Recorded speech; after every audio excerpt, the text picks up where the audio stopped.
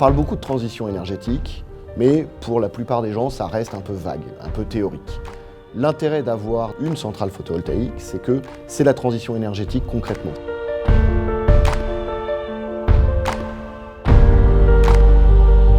Le plan solaire, c'est le plan lancé par EDF en 2017 pour atteindre 30 gigawatts de photovoltaïque construits en France avant 2035.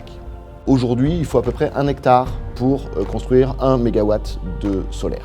Et donc, on estime qu'il nous faudra environ 20 000 hectares pour réaliser le plan solaire dans sa globalité.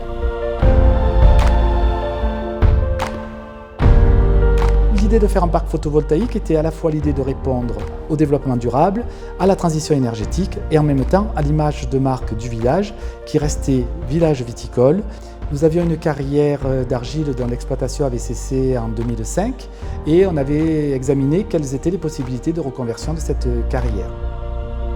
Au départ, avant de parler du photovoltaïque, on avait trouvé que c'était un lieu assez magique et on trouvait dommage de ne pas pouvoir l'exploiter, ne serait-ce que pour son passé économique et historique.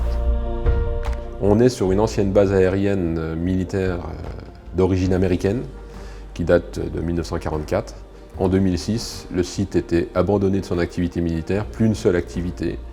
Donc il fallait qu'on trouve rapidement une reconversion pour ce site pour éviter d'avoir une friche qui se développe à proximité de la commune. Et ce qu'on voulait, c'est un projet écologique. La solution du panneau photovoltaïque, c'était la solution qui avait le moins d'impact visuel et surtout aucun impact de nuisances sonores et de pollution vis-à-vis de la population autour.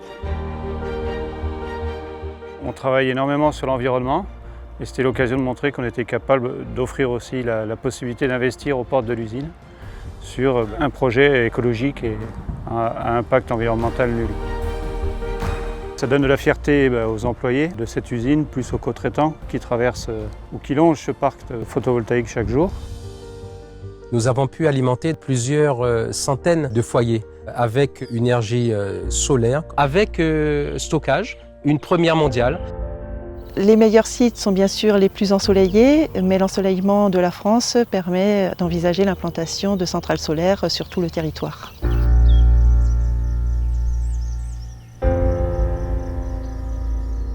Notre force, c'est d'être en capacité d'accompagner le projet du début jusqu'à la fin. Les études, le développement, la construction, la phase de chantier, et puis ensuite, pendant 20 ou 30 ans, l'exploitation de la centrale au jour le jour, 24 heures sur 24, tous les jours de l'année. Ça fait plus de 20 ans qu'on fait de l'énergie renouvelable, on a donc vu l'ensemble du cycle de vie, et c'est vraiment cette force d'être un industriel du secteur qui va nous permettre de répondre à l'ensemble des problématiques qui peuvent émerger sur la gestion d'un projet aussi complexe, sur une durée aussi longue. On s'était dit, dans 30 ans, le groupe sera toujours là.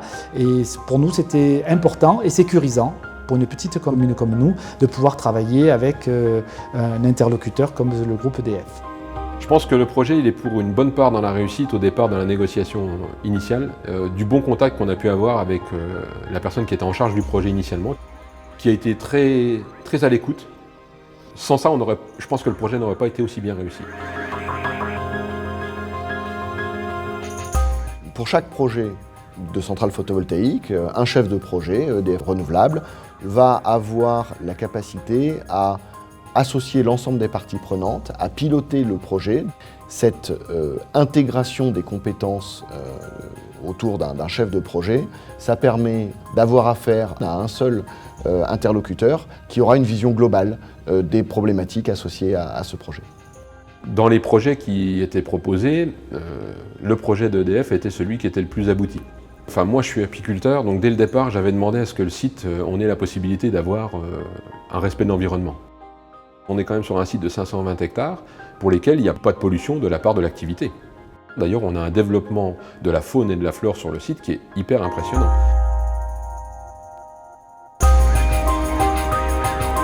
Moi, j'ai des visiteurs qui viennent à Piloubier, qui se passent devant le parc et qui ne s'aperçoivent même pas qu'il y a un parc en y passant devant. Dans un site assez remarquable, on peut intégrer, sans que ça pénalise, une centrale photovoltaïque. Et le résultat, me semble-t-il, est tout à fait réussi.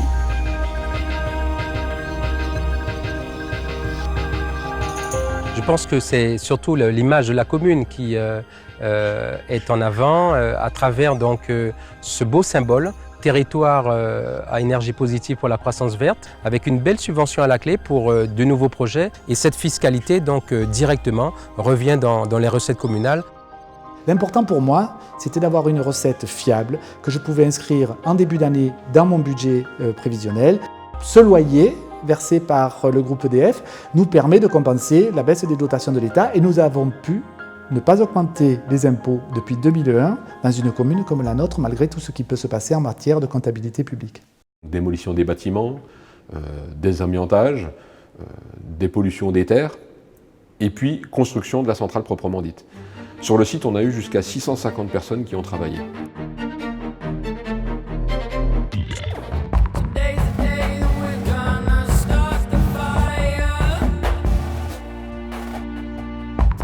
Le développement d'un projet d'énergie renouvelable, c'est forcément une relation de partenariat. Moi, ce que j'ai trouvé formidable, c'est la façon dont nous avons pu travailler. Et on ne s'est certainement pas trompé lorsque nous avons choisi le groupe EDF.